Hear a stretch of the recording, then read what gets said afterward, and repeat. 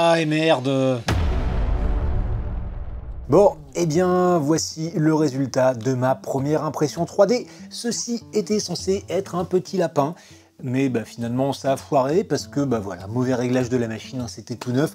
Qu'est-ce que vous voulez que je vous dise? Depuis j'ai réglé le problème, mais bon, bref, vous l'aurez compris, nous sommes là pour parler aujourd'hui d'un truc que je trouve fascinant, c'est l'impression 3D. Et apparemment, vous trouvez ça vachement bien aussi, ça a l'air de vachement vous intéresser, parce que à peine j'ai posté des stories pour dire que j'avais cette machine, que vous m'avez bombardé de messages, soit parce que vous vouliez plus d'informations, savoir si c'était bien, savoir comment on faisait, tout ça, soit parce que vous étiez content, je m'intéressais de loin, et donc quelquefois j'ai eu besoin de pièces, notamment de supports de caméra comme ça pour le vélo. Donc là c'est le dernier support en date qui vient se mettre sur des prolongateurs, qu'on a créé avec un copain qui s'y connaît vachement bien là-dedans, qui sait modéliser les pièces et tout, qui pouvait me les imprimer.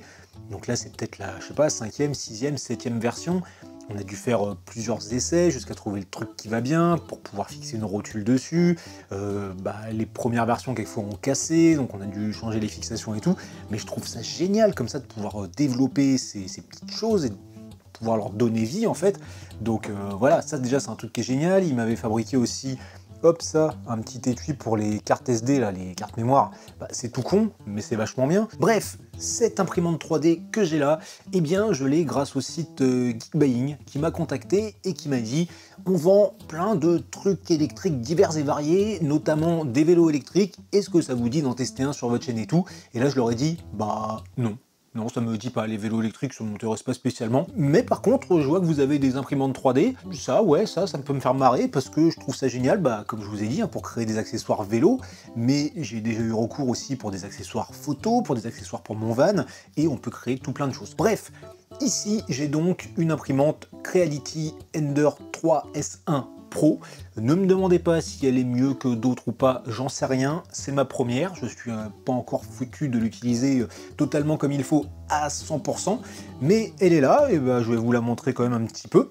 Hop, donc une machine qui est ultra simple à assembler. Franchement, j'en ai eu, en faisant les images que vous avez vues dans l'intro de cette vidéo, peut-être pour une demi-heure, donc super simple. Je vais vous l'allumer quand même, ça fera de la lumière. Hop, par contre attention, le bruit. Pour ça je l'ai laissé éteinte autrement. Voilà, donc on a, vous voyez en haut, une petite barre de LED, c'est sympa pour éclairer un petit peu ce qu'on fait, avec un interrupteur on-off. Alors ça c'est le truc dommage, c'est qu'on ne peut pas l'allumer si l'imprimante est éteinte. Maintenant, si je prends par le bas, là il y a un petit tiroir, c'est assez cool, pour ranger les petits accessoires fournis. Donc il y avait une passe coupante, des outils, des pièces de rechange, des machins. Il y avait aussi ici une spatule en accessoire, donc différentes choses. Carte SD qui est fournie avec déjà des fichiers, dont le petit lapin que j'ai voulu faire. Donc on rentre ça là pour mettre les fichiers, un port USB, écran tactile couleur. Ici on a un plateau chauffant qui est magnétique, donc vous pouvez le retirer pour décoller plus facilement les pièces. Apparemment c'est un extrudeur direct drive, j'ai pas regardé ce que c'était la différence avec d'autres, avec système de nivellement automatique qui pour moi n'a pas bien fonctionné apparemment, puisque j'ai dû refaire à la main pour qu'après ça marche bien et ne plus avoir ce genre de petits problèmes. Et puis là-haut, on peut mettre la bobine de filament. Et là, il y a un capteur de fin de filament pour éviter les problèmes quand on arrive à la fin du filament. Bref, donc cette machine, si vous voulez en savoir plus, je vous ai mis le lien dans la description. Allez directement sur le site, voir la fiche produit, ça sera le plus simple, il y aura les caractéristiques, tout ça. Par contre, ce que je peux vous dire, c'est que ça coûte quand même un petit billet. Ce modèle-là, il est à environ 500 €. C'est pas le plus cher, c'est pas le moins cher non plus. A priori, c'est quand même bien placé parce que de ce que j'ai vu, Creality avec ses modèles Ender 3 depuis quelques années, que je regarde quand même un petit peu de loin, c'est un super rapport qualité-prix. Enfin, tout le monde en dit du bien. Visiblement, pour commencer, c'est quelque chose qui est top. Je crois que ça commence plutôt dans les 200 balles. Mais bon, voilà. Celle-ci, 500 €. Après, il y en a pour tous les budgets. Juste, je voudrais arriver sur une question que j'ai reçue sur Instagram de la part de Laurent qui me disait « Bah ouais, une imprimante 3D, ça coûte quand même cher, je vois pas comment est-ce qu'on peut la rentabiliser. » Et bah ça, j'ai envie de dire, bah Laurent, toi comme moi on fait du vélo, comment est-ce qu'on rentabilise nos vélos? Et ben en faisant du vélo. Voilà. Et en fait, bah, les imprimantes 3D, je pense que la plupart des gens qui en ont, bah, en fait, c'est un peu leur passion de créer des objets, d'imprimer des objets. Donc bah, c'est comme pour nous d'avoir un vélo, ou une paire de chaussures pour courir, ou je sais pas, un appareil photo, enfin tout ça. Maintenant, un gars comme moi qui va juste imprimer quelques accessoires vélo, quelques pièces techniques et tout de temps en temps, ça va pas être rentabilisé dans la minute, sauf si je veux faire une utilisation presque industrielle et vendre des trucs. Par contre, je me dis, sur les années, ça peut être rentable parce que bah, le filament pour imprimer est pas trop cher. Et je vais vous montrer bah, le truc de carte SD, là, ça là. Si vous allez sur Amazon, bah, ça coûte vite peut-être 10-20 balles. Et là, pour même pas 1 euro, bah, vous pouvez créer des trucs plutôt intéressants. Donc voilà, je pense que c'est un investissement à lisser sur le temps. Revenons-en à cette Ender 3 S1 Pro, qui est une imprimante 3D de type FDM. Donc à dépôt de filament. Cela veut dire que vous avez du filament qui vient se déposer sur le plateau pour créer votre objet. À côté de ça, il existe d'autres imprimantes de type, je crois, SLA, ou il me semble qu'il y a encore un autre nom, où ça va être dedans, par exemple, de la résine liquide, avec un plateau qui remonte, et il y a un système de lumière qui vient solidifier tout ça pour créer l'objet de vos désirs. Mais je ne vais pas m'étaler là-dessus, on va rester là, parce que je connais pas tout, je voudrais pas dire de bêtises. Par contre, je peux vous dire un truc, c'est qu'en fait, l'impression 3D, c'est pas si jeune que ça. J'ai regardé, ça existe depuis les années 80, enfin en tout cas les premiers brevets ont été déposés aux alentours de 84, mais c'est dans les années 2000 que ça a commencé à se démocratiser un petit peu, notamment en 2005 je crois, avec de premières imprimantes domestiques, mais qu'il fallait un petit peu assembler soi-même, voilà, c'était les tout débuts du truc. Et on en arrive là, quelques années plus tard, à ça. Des belles machines, toutes jolies et tout, faciles à assembler, qu'on pose chez soi et qui sont prêtes en quelques minutes pour imprimer des objets. D'ailleurs, pour imprimer des objets, eh ben, il vous faut plusieurs choses. Déjà, il vous faut l'imprimante, hein, évidemment, mais ensuite, il vous faut quelque chose à imprimer. La plus simple, eh bien, c'est d'aller chercher quelque chose que quelqu'un a créé et qui l'a mis à disposition de tout le monde. Pour ça, vous avez des sites vachement bien, du genre Thingiverse ou Cult 3D, je crois. Enfin, je vous remets tous les liens que je trouve dans la description.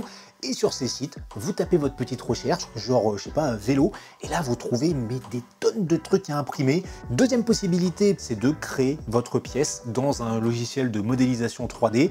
Et là, vous en avez plusieurs, des gratuits ou des payants, type, j'ai noté FreeCAD, Fusion 360, SolidWorks, enfin voilà. Il y a plein de trucs, après il faut juste prendre en main. Une fois que vous avez votre fichier donc, du truc à imprimer, donc c'est un fichier STL, vous allez devoir le traduire en G-code qui peut être compris par l'imprimante.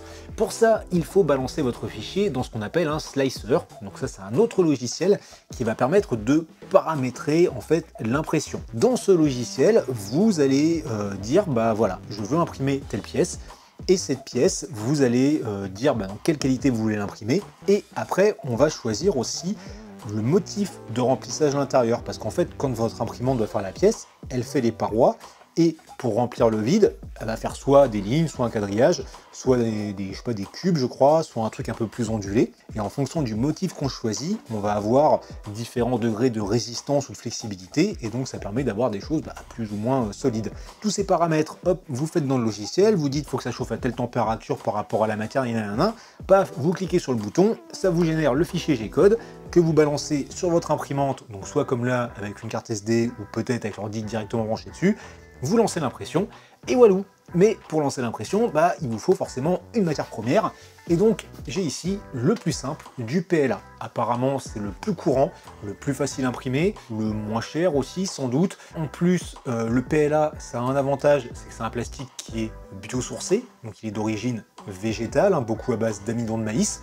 Donc ça pollue pas trop, ça fait pas de vapeur toxique ni rien, mais par contre, ce n'est pas le plus résistant, et puis il est sensible à la chaleur et à l'humidité. Donc ça fait que vos pièces, en fonction de comment vous les utilisez, c'est peut-être pas le top. Une bobine comme ça je l'ai acheté, je crois 16 ou 17 € sur Amazon. Donc là c'est la marque Ice, qu'on m'a pas mal recommandé. Enfin voilà, deux copains qui font de l'impression 3D m'ont dit vas-y prends ça, ça fonctionne bien. Maintenant il existe d'autres matières de filament. On va avoir par exemple le PETG, il est dit plus durable, il est dit plus solide, donc forcément, donc ça peut être mieux pour les accessoires vélo.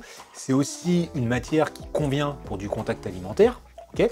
Et après, encore un autre plastique que je peux vous citer, par exemple, c'est l'ABS, qui est aussi quelque chose de polyvalent, de solide, tout ça, mais qui apparemment est un peu plus difficile à imprimer, et aussi qui émet des vapeurs pas trop bonnes à respirer. Donc voilà, il y a différents filaments, il y en a encore plein d'autres, j'ai vu qu'il y a même des filaments bois, il y a des trucs chargés au carbone, je crois même qu'il y a du métal, alors peut-être pas pour ces machines-là, mais je sais que celle-ci, en mettant une buse renforcée, elle peut faire les trucs au carbone, hein, parce que c'est un truc qui est un peu abrasif.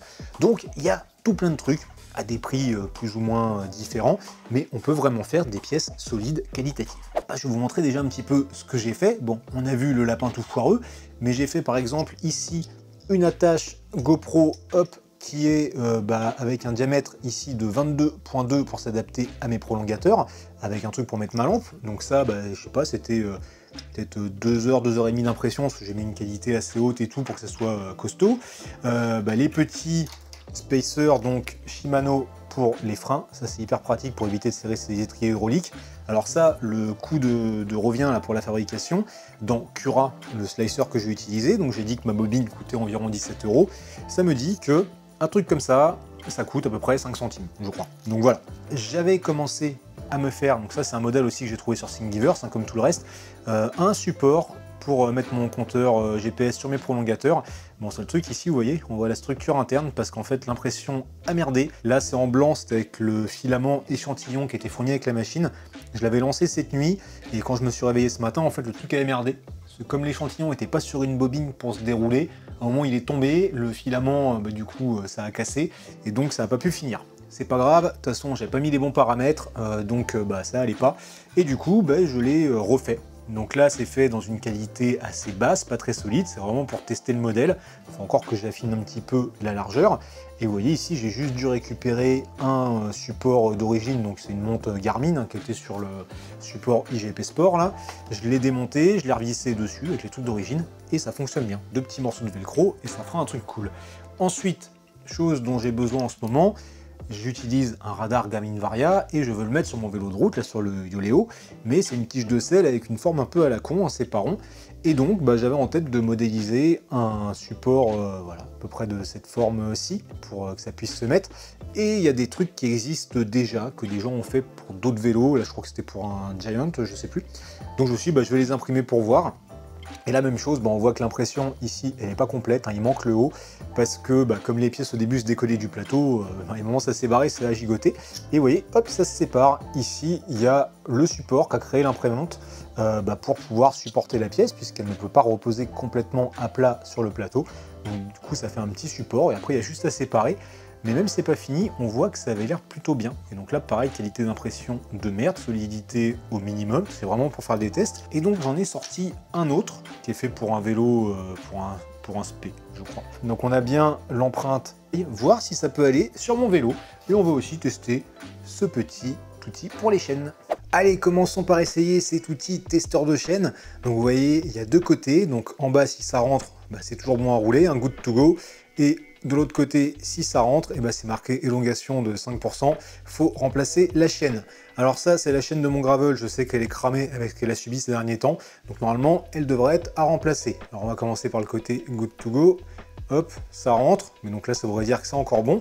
Et l'autre côté, logiquement, il devrait rentrer aussi, parce que la chaîne, elle est morte, il rentre pas. Ah, donc d'après lui, ma chaîne n'est pas morte.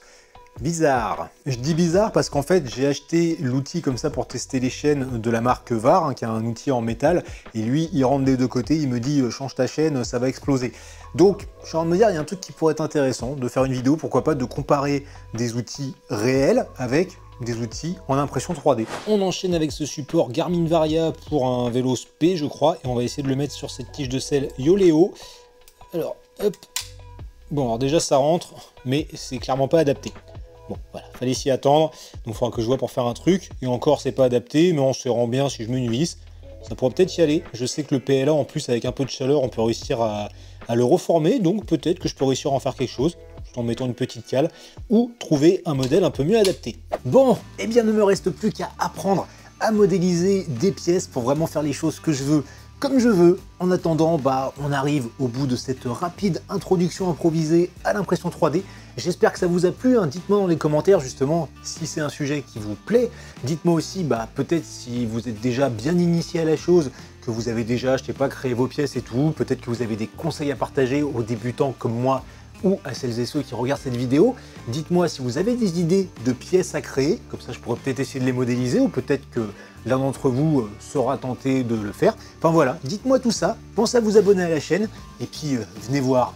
Franchement, c'est pas trop kiffant à regarder, comme ça, de voir sa pièce prendre forme, comme ça, s'élever doucement sur le plateau. Moi je trouve ça vraiment fascinant. Ouais, fascinant, c'est le mot de cette vidéo.